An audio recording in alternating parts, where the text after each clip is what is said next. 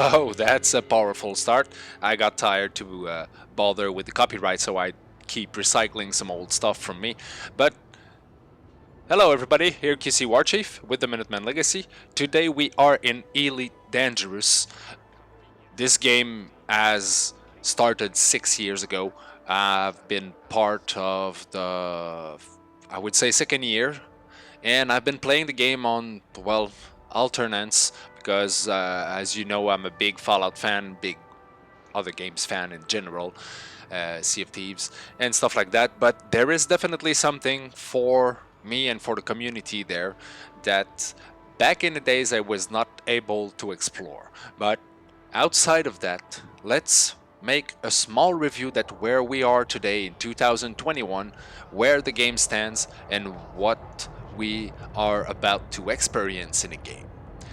Starting in the release, the game was feeling empty a little bit. Lots of space, not so much stuff to do, but the years passed and we find ourselves right now in the present where we have lots of stuff to do. The galaxy is literally endless. But you got to understand what you need to do inside the game. And for that, I strongly suggest to persist. Don't rage quit the game in the first week. This is not how it goes. The game is made so it's complicated a lot at first, but after a few weeks of dedication inside the game, you'll get used to the mechanic and you'll get used to the general, I would say, dashboard and option you can do. And this will probably only be 5% of the possibility. This is for the present, but right now we find ourselves really soon to see an update. I'm gonna place a link in the description because no matter what I'm gonna say, there is nothing better than some videos coming straight from the company, from the game, from Frontier to get an eye on what we're about to experience in the game. When the game started, we were forced to deal pretty much essentially with only the vessels, the ship we had. A few years ago, Horizon came in, and with Horizon came the possibility to land on planet and start the planetary exploration with the SRV. In September, on Xbox, and in spring, soon to be released for the PC, we are about to experience the new update called Odyssey, that we will be able to now walk into space, walk inside or around ship, and also walk on the planet. From what I was reading, from what I was seeing, it goes even deeper than that, where a whole wing can land on the planet and start waging war or fighting alien alien landscape and stuff like that. But you can have two person on land walking there with their weapon, one person in the SRV and one other person in the wing that still float around in his ship to do the air support. It becomes a whole new strategy where we can explore the teamwork on land from the orbit, because you can't count on me to at least try the orbital strike from one ship with missiles and torpedoes and stuff like that. I sure hope that we'll have that possibility. I'm expecting maybe also to see along that update the possibility to board ship. There's nothing really pointing in that direction except the fact that if we can walk inside the ship, it has to be a purpose, not just the cosmetic aspect to see what is inside your ship, the different room and the architecture behind it. It has to be a purpose behind this. So maybe in the release of Odyssey we'll probably have the possibility to walk around, but I'm expecting eventually to have the possibility to board ship directly, which would bring the possibility also to steal ship and literally sell them for more money. So that's what I love about this game. It started roughly like many games, but years after year it got better because of good developments. They made mistake like every game developments are doing, but in my general opinion, I'm able to pass that easily to enjoy the endless possibility of this game. because what I'm gonna see and what I'm gonna show you in the video, because I'm talking but there's a video in the background, you guys will be able to see some combat and some stuff. I'm just looking inside my panels.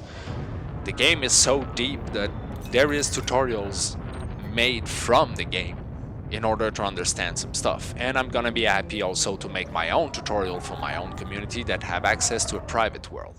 That brings me also to one mechanic that is, in my opinion, priceless.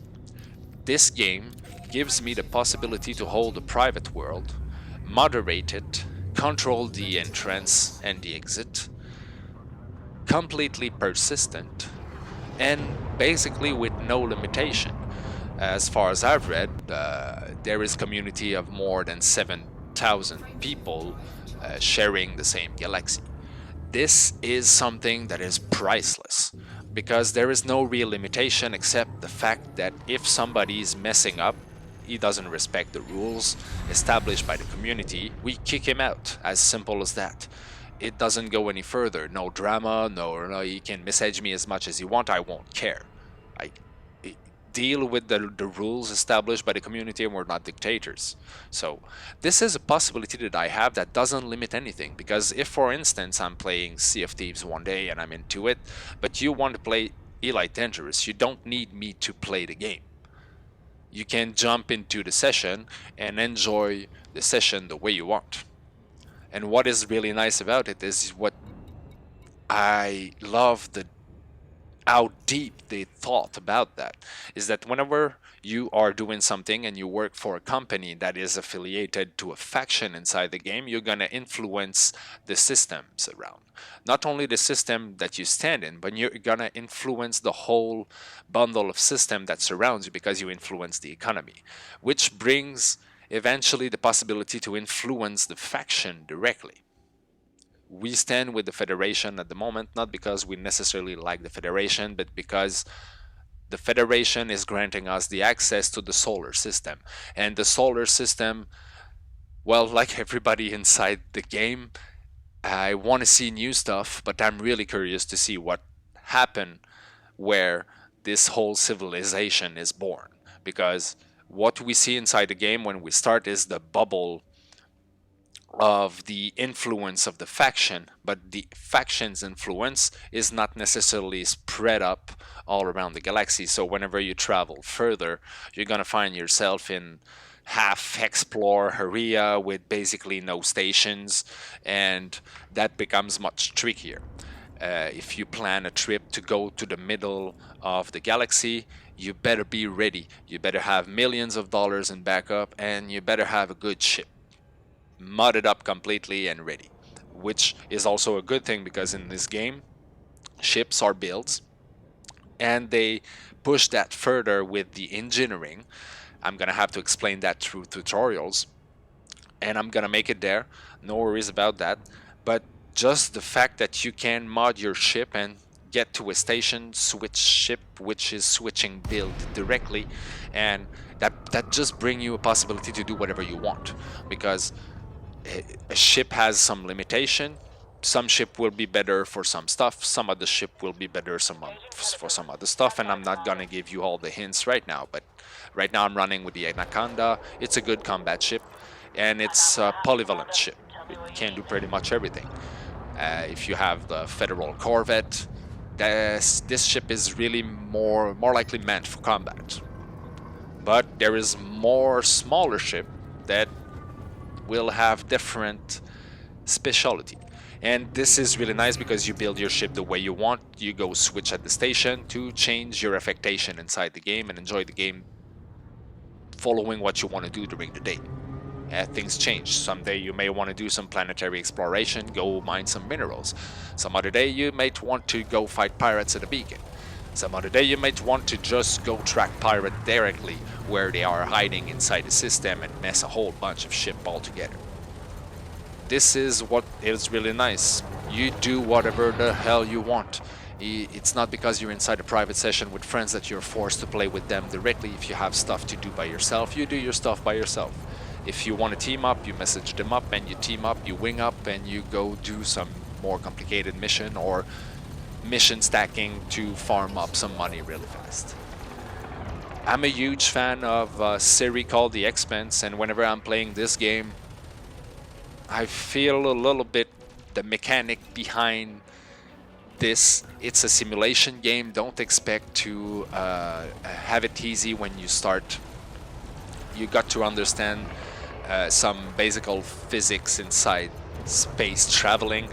It's not exactly all simulated based on through facts, but you do recognize some stuff that is really nice to play with. Personally, I enjoyed that difficulty.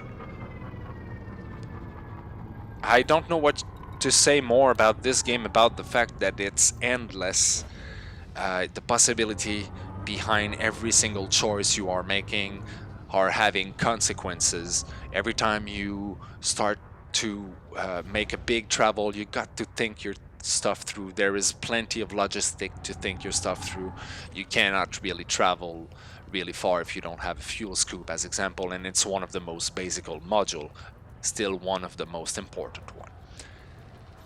I'm gonna get into tutorials later, but right now that was the review. Awesome game in 2021, 6 years later, and I'm really keen to see what's coming for September. You see the link in the description. Have a look at that. This seems to be an awesome content to have in that game, which will push the playability even further. This is QcWarChief with the Minutemen Legacy. We hold a really nice place in there. We have fun in that game like we've never had before, because we have the possibility to always stand together no matter what. Please subscribe, please like, please come back for some more content, some more tutorials, some more review, and have a good one, everybody.